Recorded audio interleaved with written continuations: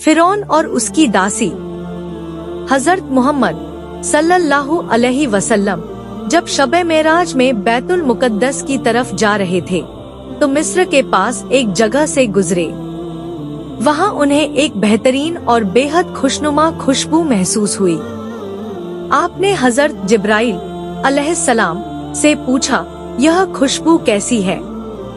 हजरत जिब्राइल अलैहिस्सलाम ने जवाब दिया, यह खुशबू फिरौन की बेटी की दासी मशाता और उसकी औलाद की कब्र से आ रही है। फिर हजरत जिब्राइल अलैहिस्सलाम ने इसका पूरा किस्सा सुनाया। मशाता फिरौन की बेटी की दासी थी और उसने गुप्त रूप से इस्लाम कबूल कर लिया था। एक दिन जब वह फिरौन की बेटी के बाल संवार रही थी तो गलती से उसके हाथ से कंघी गिर गई।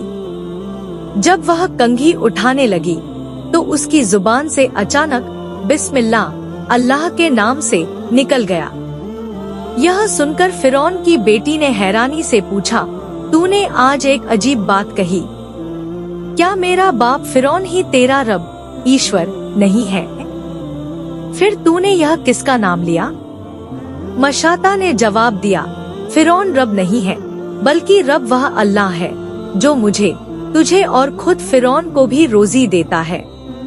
राजकुमारी को गुस्सा आया और उसने अपने पिता फिरौन को यह बात बताई। फिरौन ने दासी को बुलवाया और गुस्से में पूछा, क्या तू मेरे अलावा किसी और को अपना रब मानती है? मशाता ने हिम्मत से कहा, हाँ, मेरा और तेरा, हम सबका रब सिर्फ अल्लाह है जो ऊंचाई और महानता वाला है। फिरौन यह सुनकर आगबूला हो गया। उसने हुक्म दिया कि तांबे की बनी हुई एक बड़ी गाय को आग में खूब तपाया जाए। जब वह जलकर लाल हो गई तो उसने आदेश दिया कि मशाता के बच्चों को एक एक करके उसमें डाल दिया जाए। जब पहला बच्चा आग में डाला गया तो वह तुरंत जलकर राख बन गया। फिर उसकी दूसरी बेटी को भी उसमें डाल दिया गया। यह देखकर मशाता का दिल बैठने लगा, लेकिन उसने सब्र किया। अब उसकी गोद में एक दूध पीता बच्चा था जिसे फिरौन के सैनिक खींचकर आग में डालने लगे। तभी अल्लाह ने उस बच्चे को बोलने की ताकत दी और उसने अपनी माँ से कहा, अम्मी, दुख मत करो, जरा भी संकोच मत करो। सच्चाई पर जान देना ही सबसे बड़ी नेकी है। यह सुनकर मशाता को और सब्र आ गया।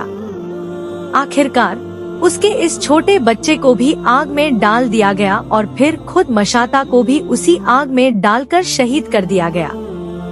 यह वही पाक रूहें थी जिनकी खुशबू हजरत मोहम्मद सल्लल्लाहु अलैहि वसल्लम को महसूस हुई।